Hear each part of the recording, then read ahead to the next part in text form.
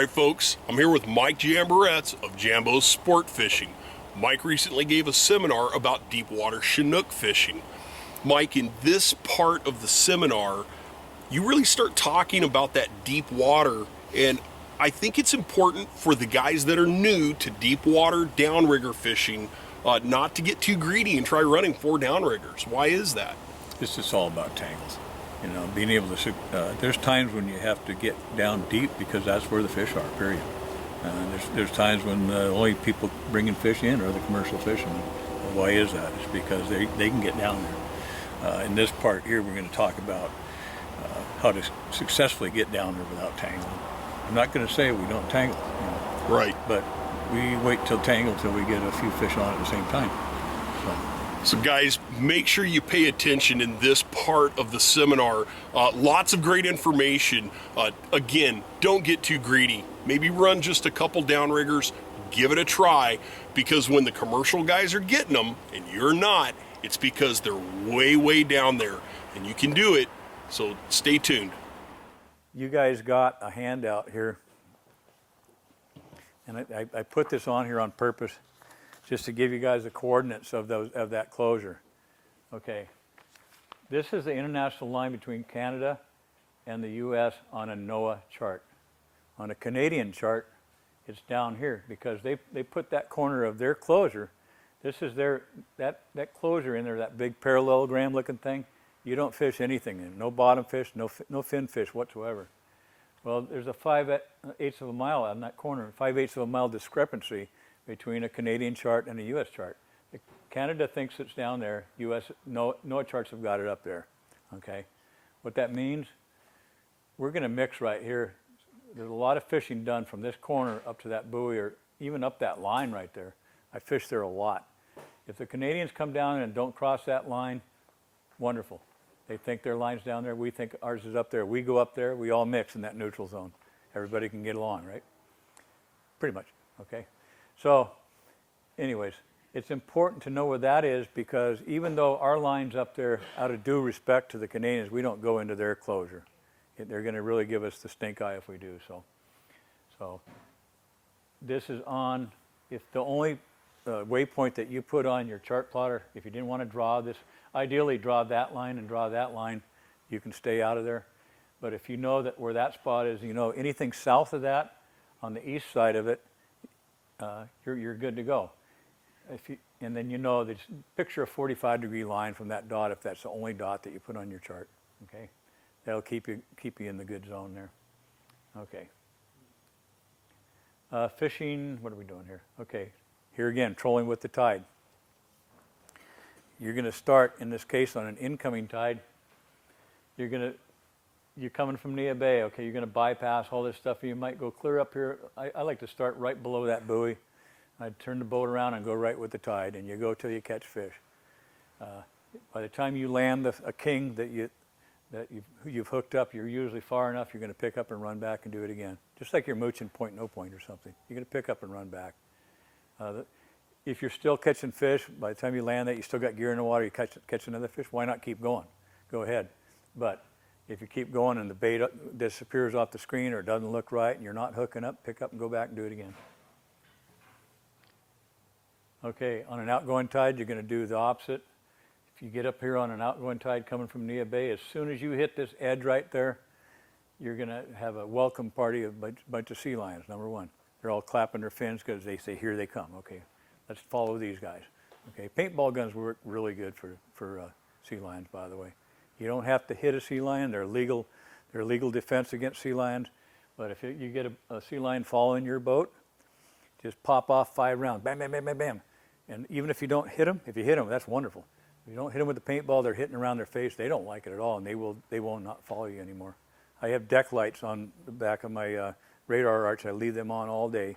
Those are the dragon eyes. If they got pelted by the dragon eyes, they're not going to come back. So anyway, if you get to this edge right there, it's alive. There's generally a lot of sea lions. There's a lot of sometimes seals. There's tons of birds and humpback whales. Humpback whales are a really good thing to salmon fishing. They're eating the same stuff that the salmon are feeding on. It's all good. Humpback whales, you got to be careful. Sometimes there's so many of them. You got to be really careful when you're running up there to not go through the middle of them, because they'll pop up, and I've had friends that actually hit them. So anyway, here you go. You hit that front edge. As soon as you start seeing what you want to see on that screen, like that bait that I showed you, drive around a little bit, say, hey, it looked pretty good back there, and go back and do it, and run with that tide. Once again, if you start right on that front edge, you're not going to go very far. It's about a 4 mile to there. If you only go like a mile and you're catching fish, go back and do it again. You're in fish, okay? Okay, we talked about the current can be very strong. The reason is you've got 1,000 feet of water out here. Now it's compressing to 300 feet of water. All that volume of water now has to compress. When it compresses, it has to accelerate to move that same amount of water over that structure. It's a rock in the river, okay? Steelheaders. What happens in a rock in a river? Water goes around, okay? The water goes around that rock. It does the same thing up there. The currents can get really goofy up there. The top water can, when we try to put plugs out sometimes, the plugs are passing the boat up when we're still trolling. So we gotta hook them out there and get them going, and just keep feeding the line out, because the gear down the bottom, it's pushing current. It's got blowback. The downriggers are going like that. But sometimes on the surface it's passing the boat up. It's crazy. Okay, so fishing deep can be very challenging. If you're fishing 4 downriggers, it ain't gonna happen. Okay, just forget it. 3 downriggers you can do, and because I have 6 anglers on my boat, everybody wants to be in the action, right? We do a rotation on our boat. If you were to fish with me, you're going to fish every rod that's out there. I fish 4 rods. I'm going to get there, one takes a hit, and then once you land a fish, we go to the next guy, and sometimes you get doubles. So that's how we do a rotation on our boat.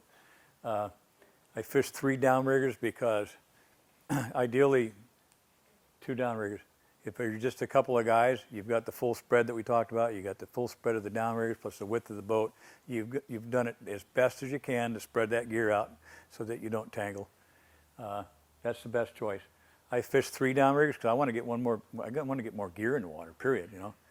I've had so many occasions when one of the outboard downriggers will crisscross the inboard downrigger, even with a lighter ball on the middle one, which puts it back farther. I'll show you here. And when you've done that a few times, it's not worth it. It's scary. Here, look at this water compressing here. You got 1,000 feet I just talked about. The U.S. side is right here, mostly 300 feet of water. The farther north you go, the shallower it gets. So it can get moving up there. Okay, fishing on the bank, easiest with 2 downriggers. We just talked about that. So you've got your full spread plus the width of the beam. Fishing with 3. What do I got here? Okay, you got your 2. I'll take one of my 4 downriggers. I'll take one of my inboard ones, and I'll rotate it to the center. And just rotate it and keep the boom short, just like we were talking about fishing shallow, because you keep a nice straight line from tip to tip. And try to keep everything as together as you can, as equal as you can, equal spread, okay? Thing you're going to do different here, we just talked about 15-pound balls on the outside, and use a smaller ball on the center one to get it back farther. It's going to look like that. So there's your 15-pound balls. They're not going to blow back as far as a 10 or a 12, and it's going to get back there. Hopefully, if you don't do a lot of turning when you're running with the tide anyway, but if you have to turn because of another boat or something, just little short jogs, that stuff's going to turn in front of that. Hopefully the 15s will turn in front of the 12 and not tangle. Okay, best depth, 150 to 200 feet of cable up there. Most consistent gear, Flasher Hoochie. The green spatterback that it seems to work everywhere in the state of Washington that I know of. The 142. The AO12R, that's the purple haze. It looks white. You drop it in the water. It kind of has a little bit of a lavender glow to it. It lights up pretty good. Medium to large spoons up there. The 5-inch yellowtail, that's this guy right here. This color's been around forever. There's nothing unique about this. What is unique is these things are painted for us, and they're on the B side of the spoon. It's glow in the dark. Okay. It's also these ones here. What makes them different is it's a heavier metal. If you look real close at these during the break or at the end of this look, and you'll see the way this metal's stamped. It looks like little octagons in the stamp. That's a sign of that this is the heavier metal. These things are awesome. It's not a kingfisher light, but it's the same shape. Okay. Okay. Plugs. I don't even bother fishing 6s anymore. The 5s work and 7s work. You know, some days the 7s work better than the 5s, but the 6 being in the middle of the road, you know, it's just I don't need them. I myself don't even fish 6s anymore. So when I call it the purple Jambo special, that's what they call this one. You know, the 7-inch version, same thing. You know, it's got all the same stuff: glow in the dark body, white UV paint, purple. You know, rattle. It's amazing that those big plugs will fit up there, but fish up there, but they do. Okay, those are my choices right there. There's the 142 that we talked about. The only thing different here is I've got it packed with a mini glow hoochie, a red glow hoochie, and a twinkle skirt. This spoon right here, I displayed that next to a new one. That's less than a week old. They bite those things. Okay.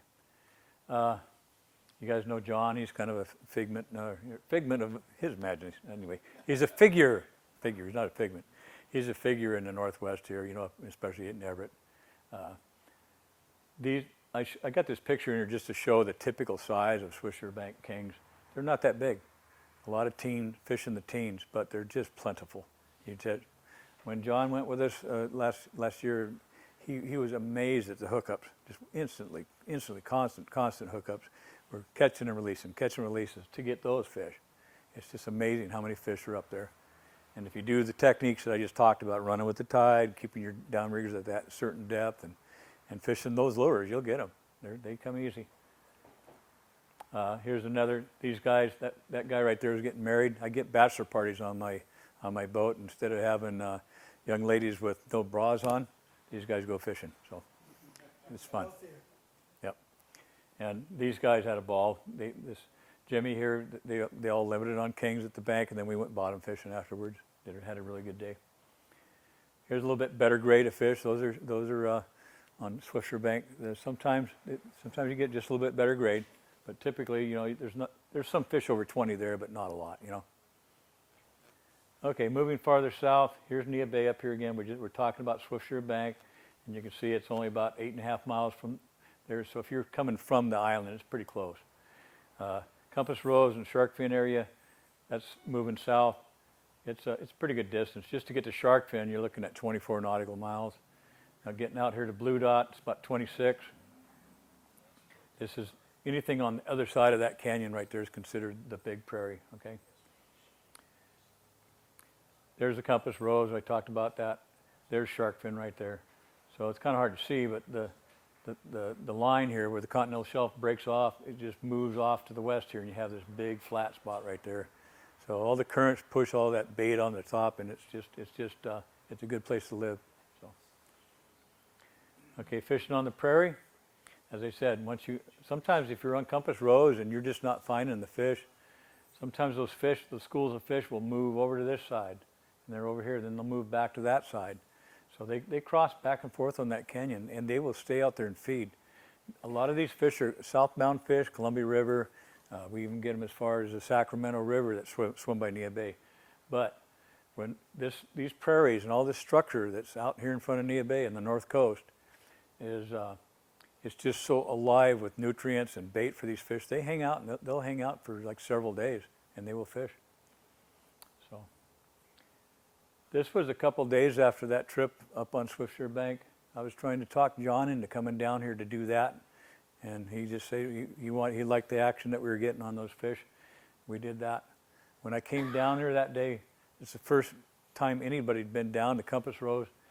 I drove around for probably an hour before I put a lure in the water. And I'll tell you why, because you have to find the bait, you have to find all the good sign, otherwise you're just spinning your wheels. Okay, if the bait's not right and you don't see any fish there, the bait's got to be there, number one. So you got to see birds, whales, whatever it takes. If that's not happening, there's no point in even dropping your gear. We drove around. Let's see, I don't know. Okay, yeah, I do have a picture here. Okay, there's really hard to see here. Okay, there's Shark Fin right there. There's the continental shelf. We came from Nia Bay. We came right to that front edge of the shark fin. Didn't really see anything. Came to the west side of shark fin. Came south. Came a little bit east. Came down. Went out to this edge. Nothing. Came down. Saw a little bit, but not enough. Came back in, and there they were. There was the bait. That broken bait that we saw at Swiftsure Bank. We dropped the gear in, and we did that. Okay? We were the only boat that caught fish that day. Well, that kind of fish, you know. Okay. So here's what I was just talking about. Before you start fishing, look for signs. You can look for the birds, the bait fish, look for the whales. Whales are good. The black and white ones, not so good. Okay? Orca's not very good at all. It pretty much messes it up out there, even out there, you know, as much as it does in Puget Sound. But the humpbacks and minkies, they're all feeding on the same stuff. Okay, find the depth of the fish or the bait fish. I'm driving around, I'm looking. And if I see, I haven't put any gear in the water, but I'm driving around and I'm saying, well, I saw better bait fish back there than I did here. Let's go up there and just try it, okay? When I say mark the location, don't put a mark on your chart because you don't want to clutter your chart with every time you catch a fish. If you put a mark, you just have, you can't even see your chart, right? You'd have too many marks on it. But you can have a pattern. Okay, you got a little group over here, a little group over there. Figure out the relationship of where you saw bait to that group that you already know on your chart plotter. You've got a little group over here and group over there, or you've got structure, contour lines or something to relate to. And so find your best concentration of bait on the chart plotter and know where it is. Determine the direction of the current. The reason I'm telling you all this about the direction of the current is so important is because you're going to go deep. Fishing on this structure down here, we fish 480 feet of cable, a lot. It's magic, okay? The bottom's about 470. We're not getting near the bottom, but we're getting down there, okay? The first time I ever did it, what happens is you're looking for that bait and it's just a big blue screen. I mean, it looks like the Sahara Desert with the bottom. All of a sudden there's a 50-foot haystack sticking up off the bottom. That's where the fish are. It's the only place the fish are. The top of the water in the last few years has been really warm with the El Ninos and stuff that we've had, warm currents and whatnot. The water down there is cold. That's where the fish move to. Okay, the bait's down there because the fish pushed them down there. They pushed them right to the bottom. The first time I ever made an attempt to get down there, I said, I'm not going to do this. I'm going to tangle. I tried it with one rod, one downrigger. We went down, we got a fish. Okay, hey, if we can get down there, we can get them. The other thing to know is you're doing a lot of intel with anybody you can talk to on the dock, the commercial fishermen, other fishermen. When the commercial trollers are catching, they're the only ones catching fish, the only ones. The sportsmen aren't getting them because the commercial guys can get down because they've got 60-pound balls. And they're getting them on the bottom spread. When you go talk to them, they call it spread, the distance between a couple lures, right? They're getting them on the bottom spread only. They're getting them down there, what I'm talking about. And that's what you got to get down there. Typical sportsman, we wouldn't even attempt, 500 feet of cable. Come on. First time I did it, as I said, it worked. Now I got to figure out how to get more gear down there. 15-pound balls still? 15-pound balls, yeah. Okay, the new Scotty, the high-performance Scotties, here's where they come into play. Dave was asking, the question was about what size balls do I use. I don't like a 20-pound ball on a downrigger that's sticking out there 5 feet. Man, that's a ton of stress on all those parts, those hinges parts, and they're just, it's bouncing, the ocean's bouncing. It's an incredible amount of stress. You could run, they're rated for 20-pound balls, but if you did a short boom, I could see it. But having that thing way out there, you're just adding it to so much stress on that downrigger. I fish 15s for that reason. Okay guys, that was a lot of great information. But make sure you move on to part 4 of this 4-part series in this seminar for deep water Chinook fishing.